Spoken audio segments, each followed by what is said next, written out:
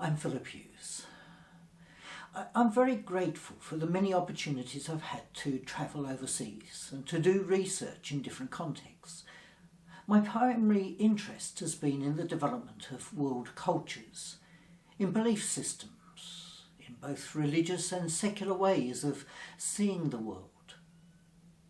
I was not so much interested in official religious doctrines or even institutions, but how people live, the ways they put their beliefs and views of the world into practice, and how those things have changed in relation to different contexts.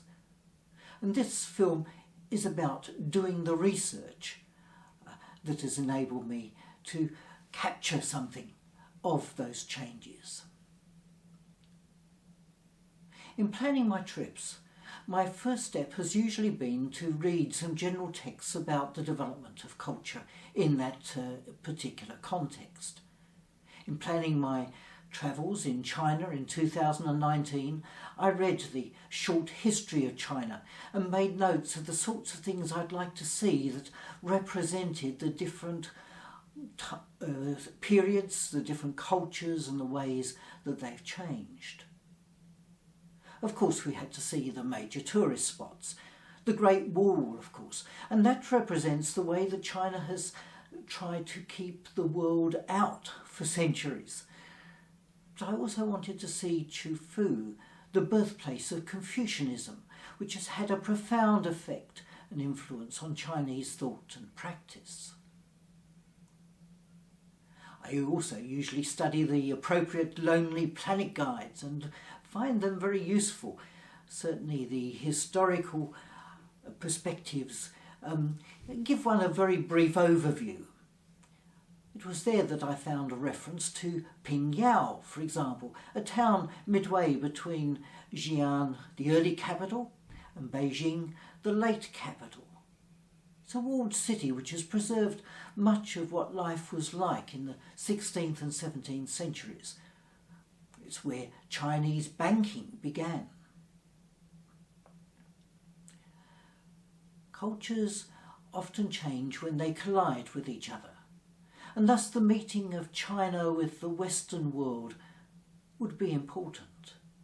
And I found that that was well represented in Beijing, in the ancient observatory, where Chinese and European scholars back in the 17th century, early 17th century, first taught each other about what they discovered in astronomy. In my preparation, I made a list of the different eras in Chinese history and what I might see that might represent those different eras. From there, I could draw up my itinerary and plan the trip. I obtained some quotes, and my tour began to take shape. We made it to most of the places we'd planned to go. There were a few disappointments. A major museum in Xi'an was closed, but there were also some surprises. The Shandong Museum in Jinan had been recommended in the Lonely Planet Guide, but it was much better than I expected, with most things marked in English and few other people to disturb our viewing, and some brilliant displays. I do much more research when I return home.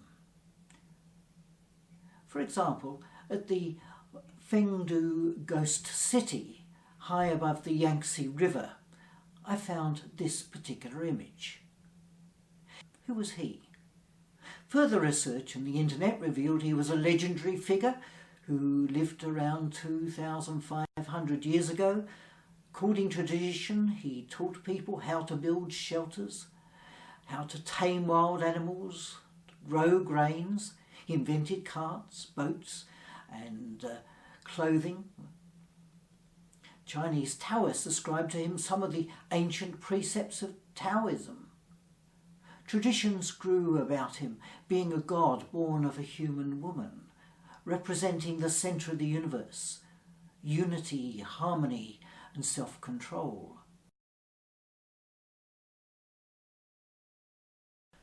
One of the great joys of travel is putting things into context and as one does that, one is sometimes surprised at what one finds. I want to give you another example now from England. Many years ago, I was interested in the left wing of the Reformation, and particularly the origins of the Baptist denomination. I found the earliest Baptist chapel that still survives. Its records go back to about 1655, only 50 years after the movement began.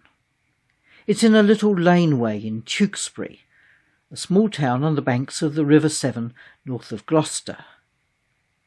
It's hidden away, and one would not know it was a chapel unless someone told you.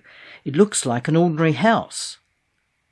Of course, this was how it had to be in the early 17th century, when only state-endorsed services were permitted.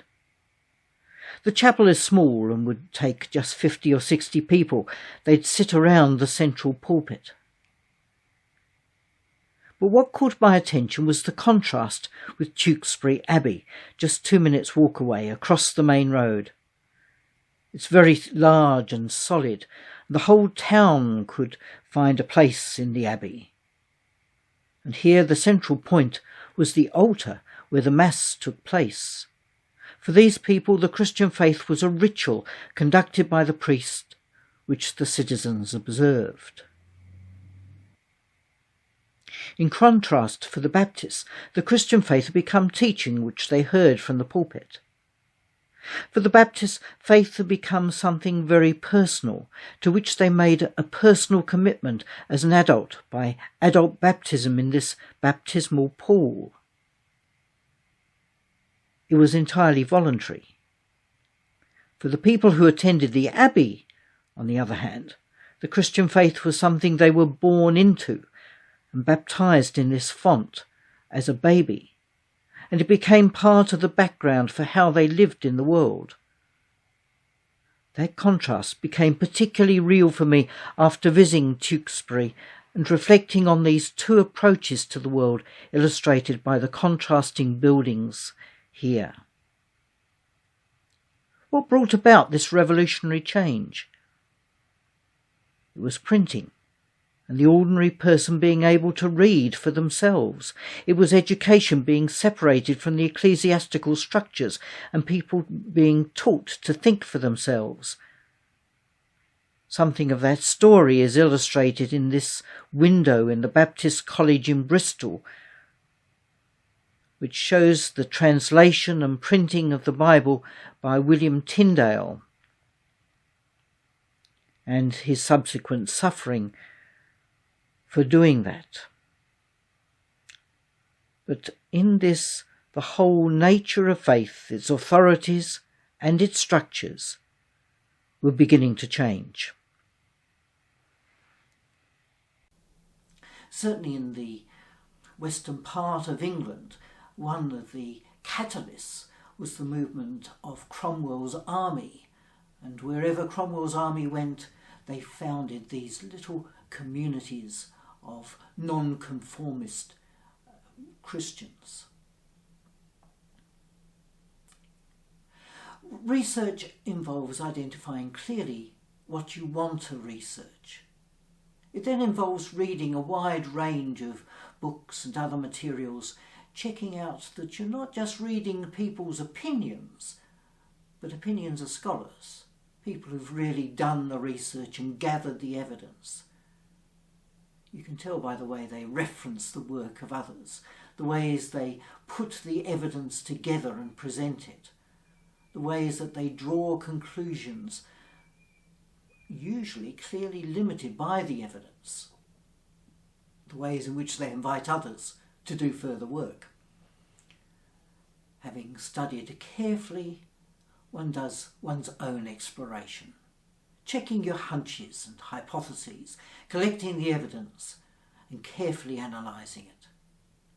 And hopefully, through this process, adding to the body of human knowledge and understanding.